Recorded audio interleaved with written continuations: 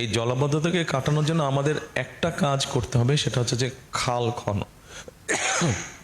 খনন। কারণ আপনি খেয়াল করে দেখবেন, একটু বৃষ্টি হলেই শুধু চট্টগ্রাম শহর নয়, বিভিন্ন জায়গায় পানি জমে যায়, ঢাকা শহরেও পানি জমে যায়।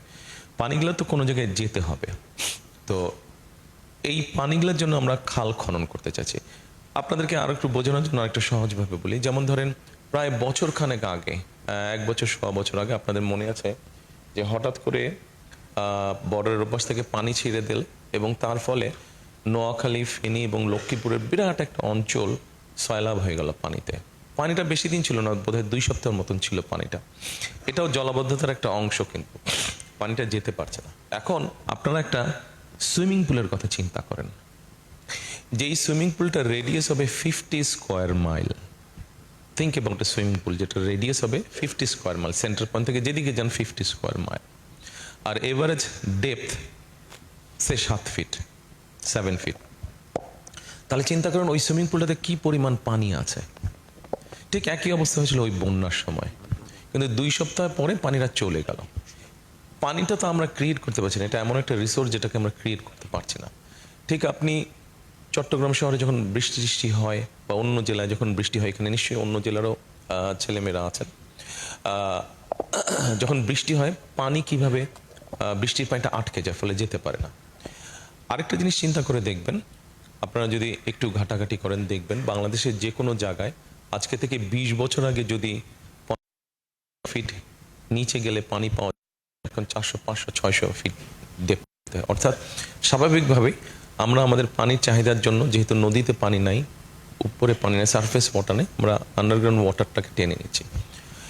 এই জিনিসগুলো কিন্তু আস্তে আস্তে ভয়াবহ রূপ ধারণ করছে পরিবেশ। আমাদের যেগুলো গাছপালা আছে দেখবেন অনেক গাছপালা নষ্ট হচ্ছে, কারণ আন্ডারগ্রাউন্ড ওয়াটার লেভেল এত নিচে চলে গিয়েছে যে শেকড় অত নিচে যেতে পারছে না, ফলে গাছগুলো মারা যাচ্ছে। যেটা আপনি বললেন আপনার প্রশ্নে, যে এনভায়রনমেন্টের যে সমস্যাটা, এটা আরেকটা সমস্যা। সো অনেক কিছু হয়তো করার আছে, বাট বেসিক যে জিনিসটা আমাদের জন্য হবে জলাবদ্ধতা কাটানো এবং পানিটাকে ধরে রাখা। ওই যে বললাম নোয়াখালী অঞ্চলে যে বন্যাটা হয়েছিল, এই পানিটাকে যদি আমরা খালের মধ্যে ধরে রাখতে পারতাম, তাহলে পানিটাকে আমরা কাজে ব্যবহার করতে পারতাম। আপনারা নিশ্চয়ই খেয়াল করেছেন, আপনাদের যারা জানেন, যারা জানেন না তাদের জানার জন্য বলছি একটা ইনফরমেশন। আপনারা যদি গ্রাম অঞ্চলে যান, গ্রাম অঞ্চলে দেখবেন ওয়াটার বডি থেকে যেই মানুষগুলোর বসত বাড়ি যেগুলো একটু দূরে থাকে, যাদের জন্য পানি আনা নেওয়া একটু ডিফিকাল্ট, দেখবেন সেই ফ্যামিলিগুলোতে স্কিন ডিজিজ বেশি হয়, কারণ প্রপারলি তারা হাত মুখ ধুতে পারছে না, গোসল করতে পারছে না।